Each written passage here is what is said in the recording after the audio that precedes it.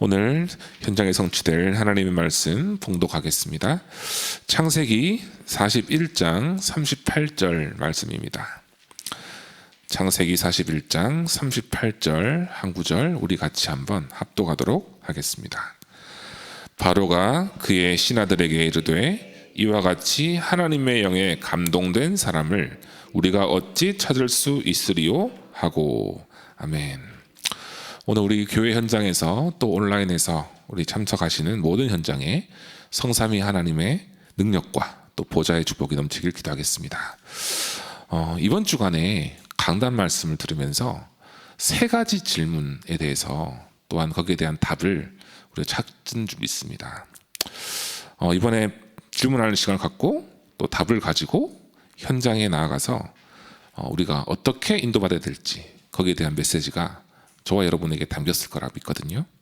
저 역시도 세 가지 질문을 하나님께 다시 드려본 것 같아요. 그러면서 한 주간 다시 힘을 얻고 은혜를 누리는 한 주간이었던 것 같습니다. 그 질문이 왜 이렇게 무능하고 여러 가지 일 속에 한계에 부딪히고 또 낙심하는지, 여기에 대해서 질문을 했을 때 한 가지 답을 주시더라고요. 하나님은 살아계시니까 그분을 믿으면 증거를 주실 것이다 라는 거죠. 그 증거를 가진 증인이 되라. 이것이 첫 번째 질문에 대한 답이었습니다. 그래서 이 말씀을 제가 이 질문을 묵상하면서 떠오르는 성경 구절이 있었어요. 그게 시편 23편 1절이었습니다. 여호와는 나의 목자시니 내게 부족함이 없으리로다. 그리고요, 마태복음 6장 33절이었습니다. 너희는 먼저 그의 나라와 의를 구하라. 그리하면 너희에게 모든 것을 더하여 주시니라. 그리고요, 빌립보서 4장 13절에 내게 능력 주시는 자 안에서 내가 모든 것을 할 수 있느니라. 한 가지 더 있습니다. 예레미야서 33장 2절에서 3절이었어요. 이를 행하는 여호와 그것을 지어 성취하는 여호와가 이같이 이르느니라. 너는 내게 부르짖으라. 내가 내게 응답하겠고 내가 알지 못하는 크고 은밀한 일을 보이리라. 약속하셨어요. 무능하고 낙심할 만한 상황이 많고 가난하고 질병이 있고, 그죠? 한계가 있고, 이 모든 것들이 하나님의 역사할 수 있는 최고의 조건임을 믿습니다. 그래서 이 말씀이 실제 삶 속에서 우리가 누려지잖아요. 그러면 모든 문제는 증거로, 응답으로 바뀌게 될 줄 믿습니다. 두 번째 질문이었어요. 뭐였습니까? 세상에는 왜 이렇게 영적 문제 가진 사람들이 많습니까? 정신 문제 가진 사람들이 왜 이렇게 많습니까? 그리고 교회가 왜 문을 닫고 있을까요? 여기에 대한 질문에 대한 답은 사명이었습니다. 사명이라는 것은 뭡니까? 올바른 전도를 하라. 뭡니까? 올바른 복음으로 올바른 전도를 하라. 이거였어요. 그래서 이 말씀을 제가 딱 들으면서 하나님께서 저에게 주신 천명, 소명, 사명에 하나님 말씀이 하나 있었거든요. 그게 바로 뭐였냐면 마태복음 28장 18절에서 20절이었습니다. 하늘과 땅의 모든 권세를 가지신 주님이 나와 함께 하시니까 모든 족속으로 제자를 삼아 아버지와 아들과 성령의 이름으로 세례를 주라 그랬어요. 세상에서는 미신과 점술과 우상의 완전한 견고한 흑암의 망대 속에 사람들을 방황하고 있습니다. 그렇다면 이때 교회가 문을 닫고 있는 이 시대에, 올바른 복음을 놓쳐버린 이 시대에 내가 해야 될 것은 하나님 주신 사명을 붙잡고 누리는 거예요. 그렇죠? 특별히 세 번째 질문에 대한 질문과 답이었습니다. 뭡니까? 후대들이 무너지고 있습니다. 그렇다면 이 후대들을 어떻게 할까? 거기에 대한 답은요, 렘넌트 운동과 세 가지 뜰과 금토일 시대의 주역이 되라. 이거였습니다. 떠오르는 성경 구절이 있었어요. 마태복음 6장 이사야서 6장 13절이었습니다. 이사야서 6장 13절에 모든 것이 황폐해져도 그루터기는 남을 것이니 거룩한 씨가 이 땅에 그루터기니라 그랬어요. 우리 후대들에게 우리가 무엇을 전달해야 되겠습니까? 언약과 말씀과 기도의 비밀, 이걸 전달해야 되는 것이죠. 이것 속에서 견고한 흑암의 망대가 세워져 있는 세상에서 승리할 영적 비밀을 렘넌트들이 누릴 수 있고 또 적용할 수 있는 것이죠. 요셉과 같이 어떤 문제와 위기와 갈등 앞에 있다 할지라도 하나님의 절대 주권을 믿고 기도할 수 있는 영적 서밋으로 키운다면 이 시대에 기대가 되지 않습니까? 렘넌트 살릴 회당운동, 교회와 학교와 지역 곳곳에 시대 제약막을 후대 살릴 플랫폼이 세워지는 것이 저의 기도 제목이고 우리의 기도 제목인 줄 믿습니다. 그래서 렘넌트 선교사들이 곳곳에 파송되잖아요. 우리나라를 비롯해서 우리 지역을 비롯해서 전 세계 미국과 아프리카와 아시아와 전 세계에 파송된다. 그러면 그곳에 하나님의 나라가 임할 줄 믿습니다. 그래서 이 질문과 답과 기도 제목을 가지고 우리 9월 한 달 또 10월 달에 캠프를 누리고 있지 않습니까? 그래서 이 캠프 이 기간에 강단 말씀을 이 묵상하면서 당연이라는 단어가 저에게는 떠올랐어요. 저와 여러분들이 누리고 있는 당연한 것을 어쩌면 세상 사람들은 당연히 모르고 있다. 불신자들은 당연히 몰라요. 하나님 보실 때 사람이 당연히 해야 되는 것은 하나님과 함께 하는 것이고 또 예배를 드리는 것이고 언약 잡고 사는 것인데 한마디로 하나님 자녀의 축복을 누리는 것인데 창세기 3장의 원죄, 인간의 전적 타락으로 인해서 당연한 것을 사람들이 놓쳐버리게 되었습니다. 그때부터 하나님 떠나 사는 것이 당연해졌고 우상과 미신과 점술 속에 빠지는 것이 당연해졌고요. 세상 풍속을 쫓아갈 수밖에 없는 게 당연해졌습니다.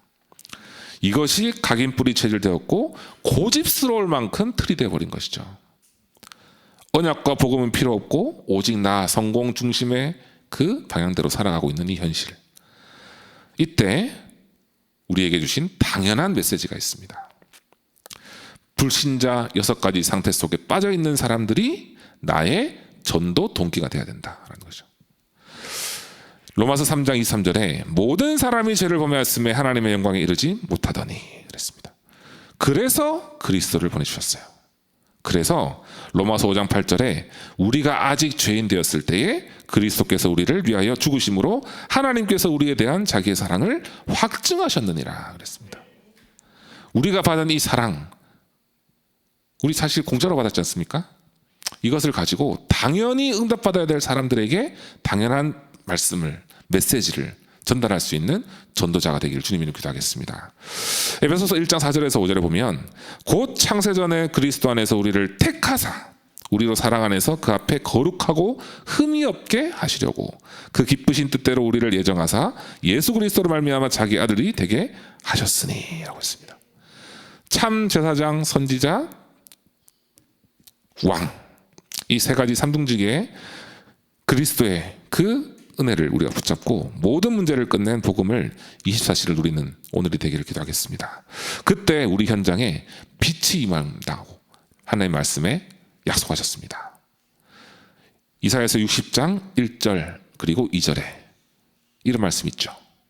일어나라 빛을 발하라 여호와 영광이 내 위에 임하였느니라.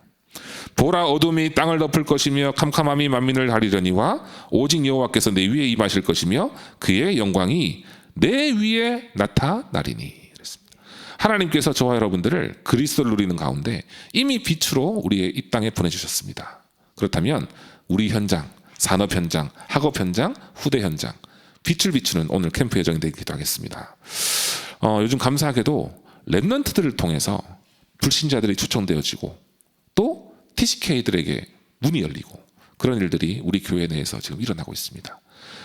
후대들이 응답 갖고 복음 가지고 현장에서 복음을 전하는데 렘넌트들이 살아나는 그런 응답들이 있거든요.